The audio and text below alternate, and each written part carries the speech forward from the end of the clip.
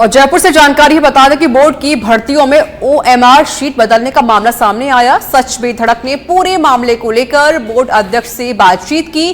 पूरे मामले को लेकर अब स्थिति स्पष्ट हो गई है। बोर्ड से मांगे गए थे एसओजी की ओर से इस पूरे मामले में इनपुट।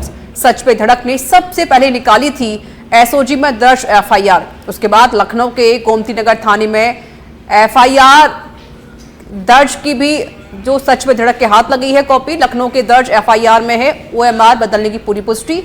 बोर्ड की परीक्षा में ओएमआर बदलकर मिली 18 अभ्यर्थियों को नौकरी। जिस कंपनी को थी जिम्मेदारी उसी के 2 कर्मचारियों ने पूरा खेल खेल दिया था। खाली ओएमआर को भरकर लगवाई 18 अभ्यर्थियों की नौकरी। पूरे मामले में बोर्ड के एक गार्ड की भूमिका भी सामने आ रही है। वहीं एसओजी की एफआईआर के बाद अब बोर्ड अध्यक्ष ने सच पे धड़क से खास बातचीत की और गार्ड का भी जिक्र किया। अभी पूरे मामले की जांच एसओजी कर रही है।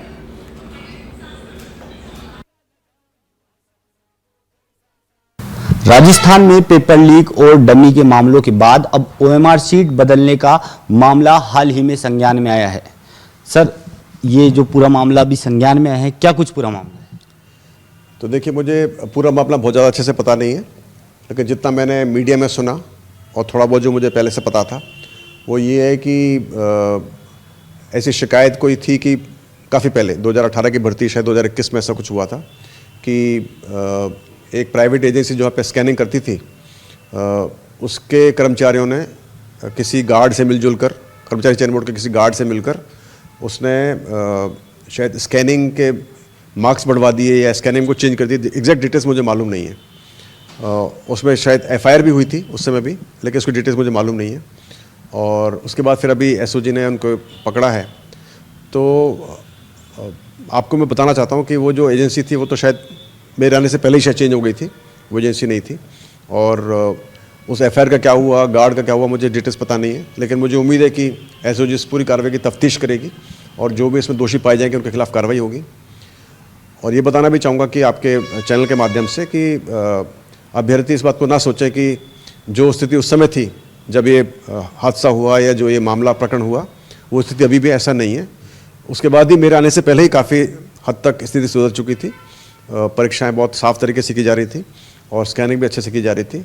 और मेरे आने के बाद फिर मैंने काफ़ी सारे और स्टेप्स उठाए हैं ताकि इस जो स्कैनिंग की प्रक्रिया उसको और अच्छा बनाया जा सके। बल्कि मैंने पुरानी सभी एजेंसी चेंज कर दी थी और अभी नई एजेंसी काम कर रही है। कई सारे हमने और स्टेप्स लिए हैं ताकि पूरा जो एक सिस्टम है, प्रोसेस है, पूरा ट्रांसपेरेंट हो जाए। और भी हम आगे स्टेप्स ले रहे हैं। तो अभ्यर्थी बिल्कुल परेशान ना हो, मेहनत करें, पढ़ने में मन लगाएं। और आपको यकीन दिलाना चाहूँगा कि हमारा पूरा प्रयास है कि आपकी मेहनत की रंग लाएगी और जो फर्जीवाड़े बिल्कुल रुकेंगे। सर, क्योंकि सच बेधड़क ने जब इस पूरे मामले की तफ्तीश की तो हमारे हाथ लखनऊ की जो एफआईआर दर्ज हुई थी उस समय लखनऊ एसटीएफ ने 5 लोगों को गिरफ्तार किया था और राजस्थान कर्मचारी चयन बोर्ड की 2 परीक्षाओं की निविदा उस एजेंसी को दी गई थी। तो सर, उस समय जब ये गिरफ्तारियां हुई थी तो उस समय तत्कालीन जो अध्यक्ष साहब थे उनके द्वारा क्या कोई पत्राचार, उनको कोई इन्फॉर्मेशन नहीं मिली जो इस मामले में कार्रवाई नहीं हुई और अब इस मामले में एफआईआर दर्ज हो रही? नहीं, इसके बारे में मुझे ज़्यादा पता नहीं है। बस यही था कि अभी जब आप बता रहे हैं कि आपको ये पता लगा तो एसओजी ने बीच में हमसे बात की थी और उन्होंने कुछ इन्फॉर्मेशन हमसे चाहिए थी। वो इन्फॉर्मेशन हमने उनको दे दी थी जो हमारे फाइल पे थी। और लेकिन उस समय फिर क्या कॉरेस्पॉन्डेंस हुआ था, क्या हुआ था एग्जैक्टली मुझे मालूम नहीं है और ना इतना टाइम हमारे पास हो पाता है। पर मुझे उम्मीद है कि अभी एसओजी इसकी तह तक पहुंचेगी और जो भी इसमें कमी बेसी होगी, कोई गड़बड़ होगी, उसका पता करके दोषियों के खिलाफ कार्रवाई की जाएगी।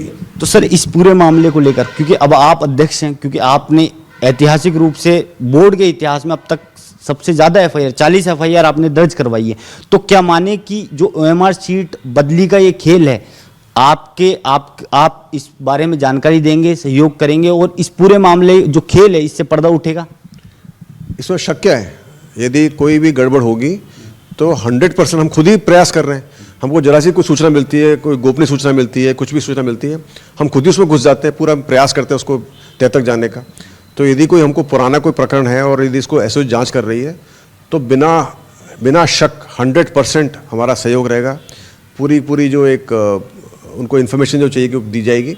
और मैं खुद चाहूँगा कि ऐसे प्रकरणों के अंदर जो भी दोषी उनके खिलाफ कार्रवाई हो, ताकि आगे से कोई भी ऐसी कोशिश ना कर पाए। ठीक है सर, आखिरी सवाल है मेरा कि इस पूरे मामले को लेकर जो OMR शीट बदली का ये जो पूरा खेल है, इसको लेकर आपके द्वारा कोई FIR दर्ज करवाई गई है अभी?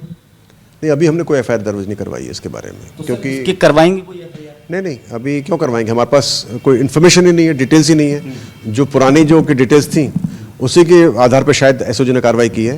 तो उस समय या तो FIR हुई थी या जो भी हुई थी, मुझे मालूम नहीं है डिटेल्स। तो उसी के आधार पर एसओजी कार्रवाई कर रही है, और जो कार्रवाई कर रही है दैट शुड बी सफिशिएंट।